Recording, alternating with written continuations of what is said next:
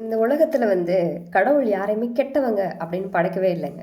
எல்லாருமே ரொம்ப நல்லவங்க தான். எல்லாருமே என்ன கேட்டா நான் என்ன சொல்வேன்னா, சூழ்நிலை கைதிகள்னு சொல்வேன். அந்த சூழ்நிலைக்காக அவங்களோட தேவை ஏதோ ஒண்ணு இருக்கும் நம்மகிட்ட. இல்ல அவங்க நம்ம மேல ஏதாவது ஒரு எதிர்பார்ப்பு வச்சிருப்பாங்க. இப்படிலாம் இருந்தா நல்லாயிருக்கும் அப்படின்னு சொல்லிட்டு. அந்த விஷயங்கள் உடையும் பொழுது, அவங்க வேற மாரி ஒரு ரியாக்ஷன் குடுப்பாங்க. அவ்வளோதான். மத்தபடி கெட்டவங்க அப்படின்னு சொல்லி கடவுள் யாரையுமே படைக்கல.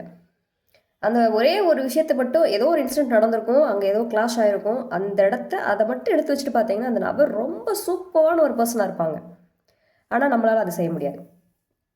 அதான் எங்க பிரச்சனையே. நெறைய உறவுகள் இன்னைக்கு டிஸ்டர்ப் ஆயி போயிருக்கிறதுக்கு என்ன காரணம் அப்டின்னா, எப்பவோ ஏதோ நடந்த ஒரு சில விஷயங்கள் மனச விட்டு எடுக்க முடியாம அந்த இடத்துல போய் உட்கார்ந்துக்கிறதுனால, அவங்களோட மத்த விஷயங்கள் எதையுமே பார்க்க தவறிர்றோம் நம்ம. எத்தனையோ நல்ல விஷயங்கள் அவங்க அவங்க அவங்கள்ட்ட இருக்கலாம். ஆனா, நம்ம அதெல்லாம் கவனிக்க தவறிர்றோம்.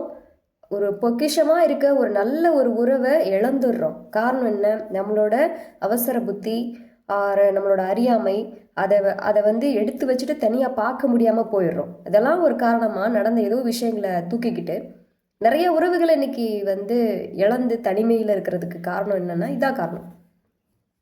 கொஞ்சம் ப்ராடா திங்க் பண்ணுங்க. அந்த நபர் யாருமே எந்த மனிதர்களுமே ஒருத்தர கஷ்டப்படுத்தணும் அப்படின்ற இன்டென்ஷன்ல எதுவுமே பண்ண மாட்டாங்க. அப்படி யாருமே இல்லவே இல்ல. கடவுளோட படைப்புல அப்படி ஒரு படைப்பே இல்ல. ஒருத்தர் கஷ்டப்படணும் அப்படின்லாம் யாரும் பண்ண போறதில்ல. பண்ண மாட்டாங்க. அவங்களுக்கு ஏற்பட்ட ஏதோ ஒரு பாதிப்பு அந்த மாரி ரிஃப்ளெக்ட் ஆயிருக்கும். அவ்வளோதான். ஒருத்தர் சிரமப்படுறாங்க, ஒருத்தவங்க தான் பண்ணக்கூடிய விஷயங்களால பாதிக்கப்படுறாங்க அப்படின்ற புரிதல் கூட இல்லாம ஒருத்தர் ஒரு விஷயத்த பண்றாருன்னா, அவரோட மனசு எந்த அளவுக்கு பாதிக்கப்பட்டிருக்குன்னு யோசிச்சு பாருங்க. விஷயம் புரியுதுங்களா? அப்ப எங்கேயோ நடந்த கடன், வாங்கின கடன் அங்க பேலன்ஸ் ஆயிட்டு இருக்கு அவ்வளோதான். நம்ம கொஞ்சம் ப்ராடா திங்க் பண்ணுவோமே! உறவுகள நீங்க கரெக்ட்டா எடுத்துட்டு போணும், நல்ல விதமா எடுத்துட்டு போணும்னு நீங்க நெனச்சீங்க அப்டின்னா, சின்ன சின்ன விஷயங்களே கவனிங்க.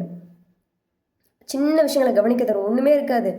நல்லா இருக்கீங்களான்னு ஒரு வார்த்தை கேட்க வழி இல்லாம எத்தனையோ உறவுகள் உடைஞ்சு போயிருக்கு. "எப்படி இருக்கீங்க? நல்லா இருக்கீங்களா?" அப்படின்ற ஒரு வார்த்தை கேட்க முடியாம பல உறவுகள் எவ்வளோ தூரமா தள்ளி போயிருக்கிறாங்க. ஸோ இதெல்லாம் எதுவுமே வேணாங்க. பிறப்புன்றது ஒரு முறை தாங்க. அதுக்கப்புறம் நம்ம பிறக்க போறோமா? இந்த உறவுகளோட திரும்ப நீங்க வரப்போறீங்களா? சொல்லுங்க. இதே உறவுகள் திரும்ப உங்க லைஃப்ல வரப்போறதா? பொறந்துட்டோம், வந்துட்டோம். இவங்கெல்லாம் உங்களோட உறவுகளா இன்னைக்கு வந்திருக்கிறாங்க. எல்லாரோட இணக்கமா இருப்போமே!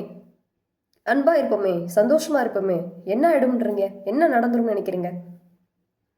விஷயம் புரியுதுங்களா? ஸோ, என்னைக்கோ ஏதோ நடந்த விஷயத்த எடுத்து அப்படியே தூரமா வச்சுட்டு, அந்த நபர நீங்க உண்மையிலே ஆத்மார்த்தமா அவங்களோட அன்பையும், அவங்களோட அந்த பெயினையும் புரிஞ்சுக்க முயற்சி பண்ணுங்க.